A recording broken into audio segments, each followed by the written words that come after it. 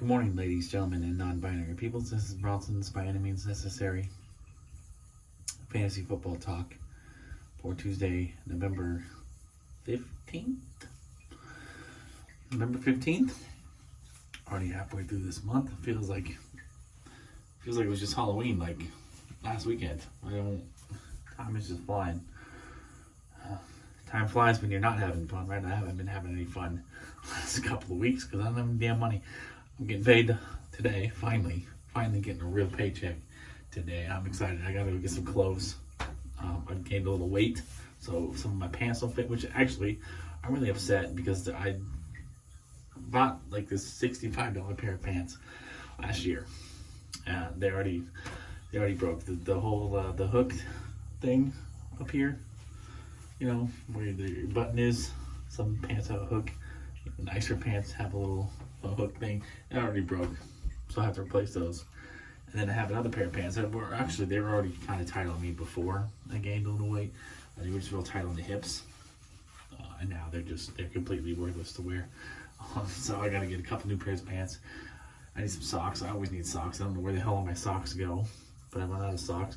But I have noticed I do have like an abnormally large heel. And so I tend to rip my socks a lot in the heel or on the sides because I'm having to stretch them out over my heels.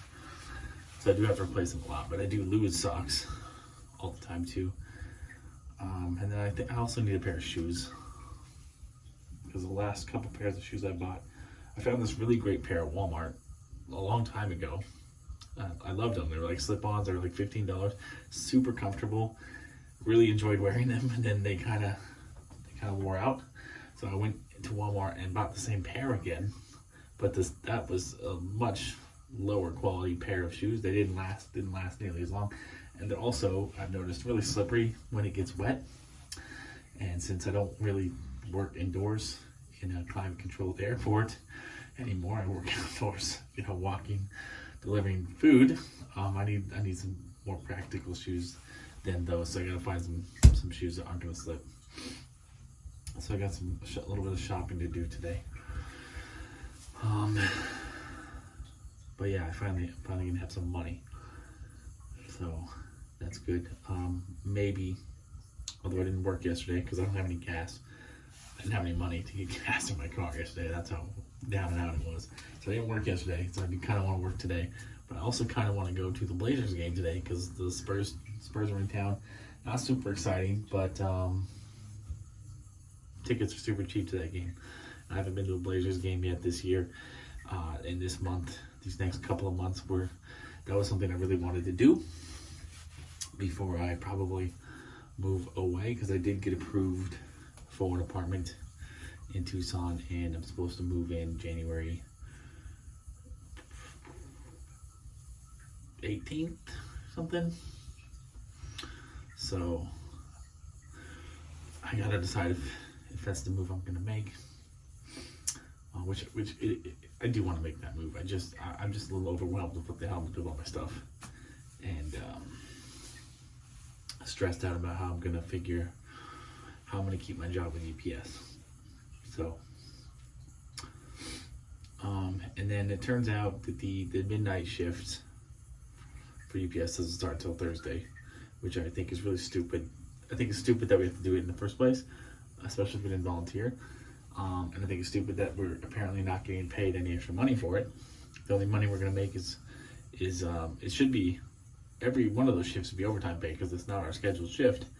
But apparently that's not the case. Apparently we're only going to get overtime if we go over 40 hours, because the way it works, the way they're doing it, is we come in at 12:30, we work till 3:30, get a half-hour break, and then we work our normal shift. So because it's just leading into our normal shift, we're just coming in early. They don't see it as an extra shift or having to pay overtime. So we're only going to get overtime if we exceed 40 hours, which we most likely are not going to do. So this shift is a big problem for me and a lot of other of my coworkers. I will not be surprised if people just don't show up. I am considering filing a grievance, but what I was told is I have to work the shift first and then file the grievance afterwards. So I have to do it, and then I know I've talked to a couple of my other coworkers. They're already ready to bounce. They're looking for other jobs. People that have been there, almost as long as me. They just think it's just. There's even people who did it last year. They volunteered to do it last year because they were paying extra money for it. So some people who UPS is their only income, they were jumping all over that. But this year they're not doing that. They're just paying this regular rate. So people don't want to do it. That's why nobody volunteered, and so now that's why they're forcing people to do it. And it's kind of like involuntary servitude at this point. We didn't volunteer for it, and we're not getting paid extra for it. And we don't feel we should have to do it, but so I will probably be filing a grievance over it. But today I had to call in to work today because my stupid ass alarm, I don't know what the deal is. I know I set it, and I even woke up earlier this morning to make sure it was on. So I know I set it last night, and I know I checked it again this morning because I have a problem. I don't sleep all the way through the night unless I'm like really tired, or sick. I don't just sleep through the night. I wake up a lot constantly. So I checked my phone to make sure that it was on, and it was on. And then but it didn't go off, and I don't get why. So I woke up at like 4:50. I think it was 4:50. My shifts, it was already half hour into my shift. I was like, I'm not going at this point. So I had to call in. It's just stupid. My alarm never gave me problems up until the last couple of weeks. Recently, like maybe the last month or so. I don't get what the hell the problem is. I gotta figure it out though. Because it's getting old, it's getting annoying. And so yeah, I didn't go to work today. So that gave me some free time. Because I went to bed early last night because I was like, I gotta get in the habit, especially if I'm not working, I gotta get in the habit of going to bed early so I can get up early instead of doing this like going to bed at 12:30, 1 o'clock and getting up at 3:45 and then coming home and sleeping my morning away. I don't really want to do that, even though that's what's going to be happening if I'm working this 12:30 shift and 12:30 in the morning shift at UPS. But so yeah, I got up early today, got all my waivers in already. That's what this video is. It's gonna be my waiver video. I already got my waivers done, so now I'm getting this content out early for you, so you can do your waivers today. And pretty decent list this week. I like this list. Last week's list, I remember, was not great, but this week's list, I like it. I got no quarterbacks for you, but I got 12 other players for you at the 3 main skill positions. So I guess let's get to it. I don't have much else to say. Right now, I'm sure something will change when I film some content. Excuse me, tomorrow. All right, now let's get to it. Let's do the running backs first. I got 4 for you, starting with Gus Edwards. It's looking like he might be back this week. I know Kenny Drake has done a pretty decent job filling in for the Ravens with Edwards out, but I think Gus Edwards is still running back 1A in that committee when healthy. So he might be somebody that you might want to prioritize on waivers if you need a running back.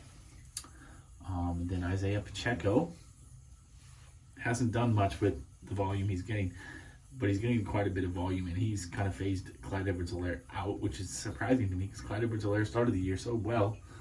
And he was showing some promise. He was finally getting some goal line work, which is what us fantasy owners have been dreaming of since he came into the league.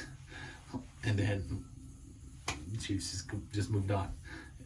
Isaiah Pacheco got 16 carries last week, which is a very high amount for a Chiefs running back. So I don't anticipate that continuing on a weekly basis. But you can't deny that he's the clear number 1 guy in Kansas City, and so you want shares. You want shares of him. Elijah Mitchell came back from injury last week and had a really healthy, decent workload despite Christian McCaffrey being in front of him on the depth chart in San Francisco. It's clear that the 49ers coaching staff loves Elijah Mitchell, and they're going to continue to give him opportunities in this offense, even with Christian McCaffrey out there. So Elijah Mitchell could be a worthy waiver wire target for you this week as well. And then Keontae Ingram has just been elevated to the number 2 running back in Arizona. In fact, him and James Conner are the only 2 running backs on the Arizona roster after the surprising release of Eno Benjamin. It makes me suspect that Eno Benjamin committed a major crime, whether that be murder, rape, or stealing money from someone rich, because those seem to be the 3 crimes that anybody really gives a shit about. So I suspect he did something like that. So he's not on the team. We know James Conner has major injury concerns. He has throughout his entire career. Some of it can't be helped, the cancer thing. Others are just because he plays football and the way that he plays football.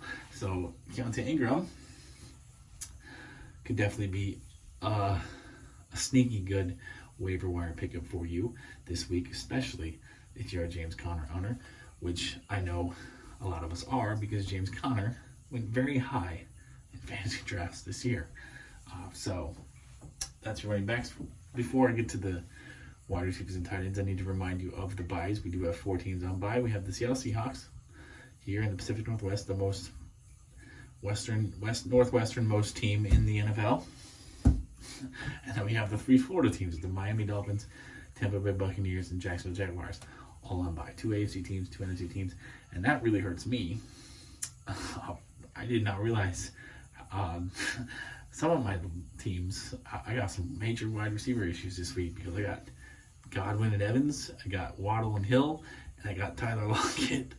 And some of those leagues, some of those guys are on the same team. So there's leagues where I have like 5 wide receivers, and 4 of them are on bye. It's like, this is not okay. So I don't think I drafted that way, because I don't think I drafted a whole lot of Tyler Lockett, but Tyler Lockett got hot. I needed some wide receiver help, so I picked him up on waivers, and he stayed good, so I kept him, and now I have bye-week blues at wide receiver in week 11, which is why we're going to get to the wide receivers here, because you may have the same problems. 4 wide receivers for you, starting with Paris Campbell with Matt Ryan back out on the field. Paris Campbell is a legitimate fantasy asset again. For some reason, Sam Ellinger didn't work out, but we kind of anticipated that the passing game wouldn't be as prolific with Sam Ellinger out there as with Matt Ryan. So Matt Ryan, despite his faults, despite his he's a statue, despite the fact that he's old, despite the fact that he can't evade the rush at all. He never really could, but he definitely can now. He's got a lot of flaws. But one positive of Matt Ryan is that he is actually a legitimate NFL quarterback, and the fact that he can throw the ball down the field. So that gives Paris Campbell some fantasy usefulness. And he had a pretty damn good day on Sunday, just as he did prior to Matt Ryan's benching. There seems to be a good rapport there. So Paris Campbell is my number 1 wide receiver target on waivers this week. And then we got Christian Watson, who came out of nowhere with the 3 touchdown catches last week. He, the raw talent was always there. The guy could run. The problem with Christian Watson this season and coming into the draft was his hands. He has a hard time holding off the ball, which is really kind of your number 1 job as a wide receiver in the NFL, is to catch the ball. And he's had some problems with that, but didn't seem to have any problems with it on Sunday. The chemistry with Aaron Rodgers seems to be still a work in progress, but they're getting there. Christian Watson has potential to be a very big weapon down the stretch for fantasy owners and for the Green Bay Packers.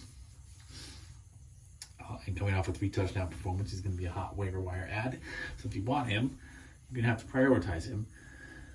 And then Donovan Peoples-Jones kind of snuck up on me. I didn't realize how consistent, and how good he's been the last month or so with David Njoku, or before David Njoku's injury, but especially with David Njoku out. So it remains to be seen if he can keep that up with Njoku possibly coming back this week. But the consistency's been nice to see. And I think with Deshaun Watson return imminent, the Cleveland offense could be sustainable for three receivers, Amari Cooper, David Njoku, Donovan Peoples-Jones. Up to this point, it's only been sustainable for two of them. You never know which two it's going to be each week. But with the Njoku injury, that's made it easy to know that it's going to be Cooper and DPJ. But again, with Watson coming back, I think all three of them could be fantasy relevant on a weekly basis. So DPJ, Donovan Peoples-Jones, is a decent waiver wire target for you if you are needing some wide receiver depth or have some bye week blues. And then Kadarius Toney, first round pick just last year to the Giants, so we know he's very talented. The potential's there. He looked pretty good last week. Patrick Mahomes, I mean, any wide receiver in the Patrick Mahomes offense is worth having. And Kadarius Toney, with the talent that we know he has, he just obviously has some, concerns, off-field concerns. Maybe he's immature. Maybe I have no idea. I'm only speculating. But there's obviously something there because the Giants gave up on him really quick.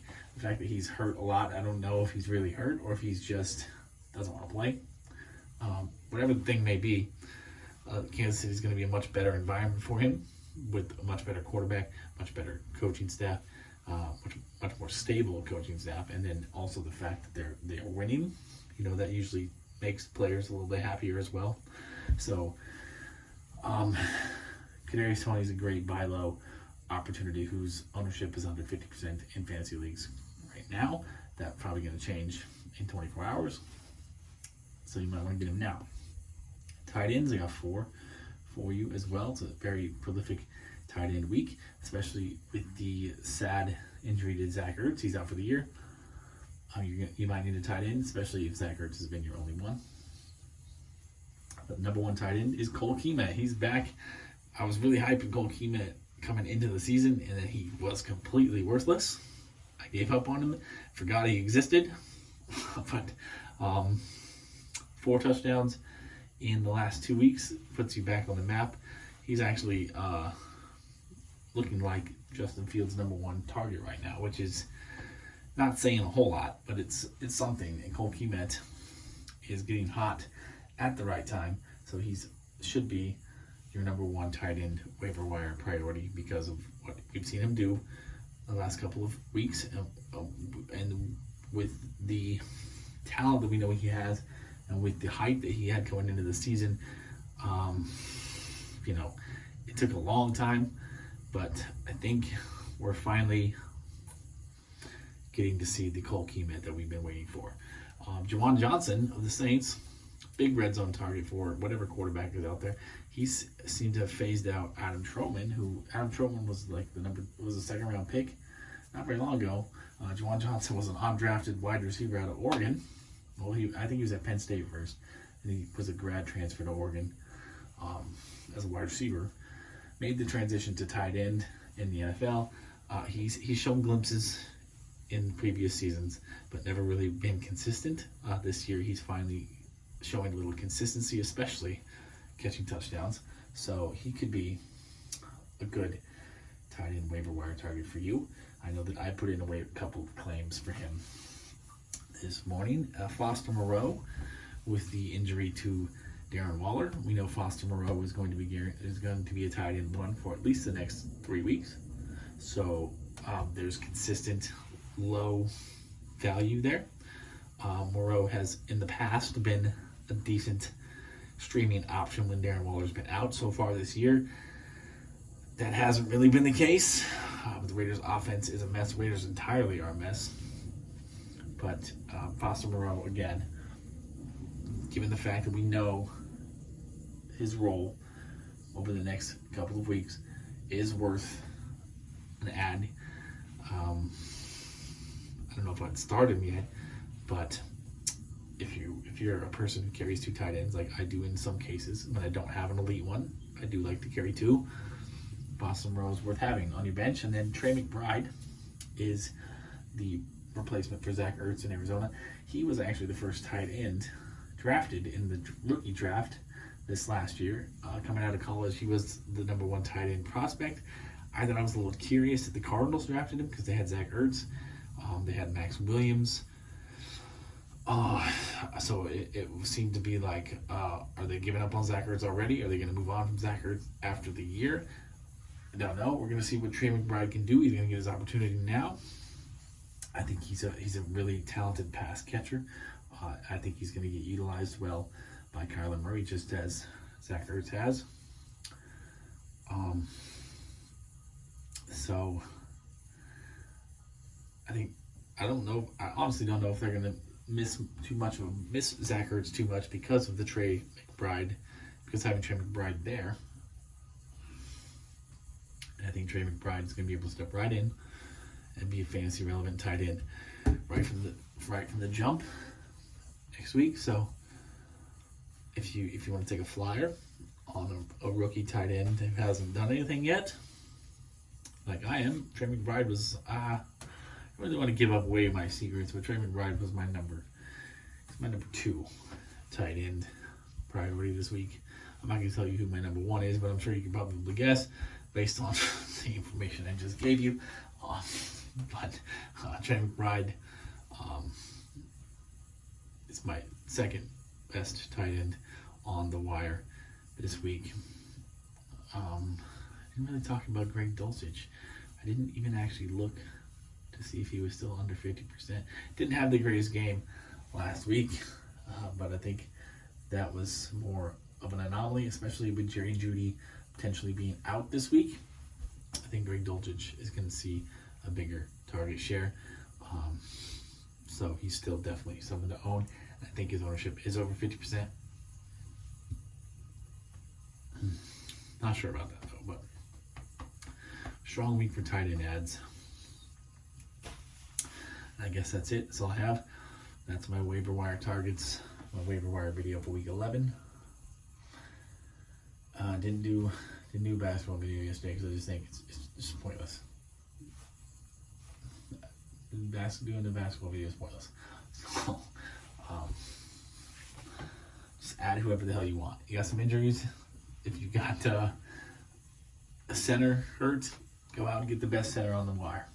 That's pretty much it. Jerry Jackson Jr. should be back today for you fantasy owners who've been holding him a little bit earlier than anticipated. So it's going to be curious to see how productive he is, how healthy he is, how many minutes he's going to get.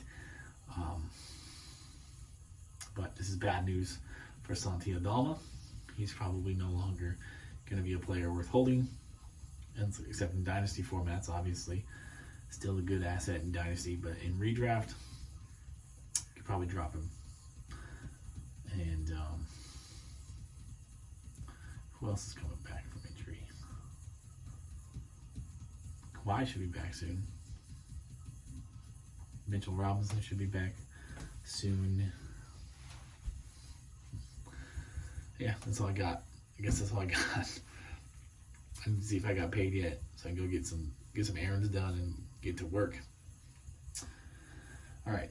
Peace, love, and nacho fries. Have a good day. Have a good week. See you tomorrow.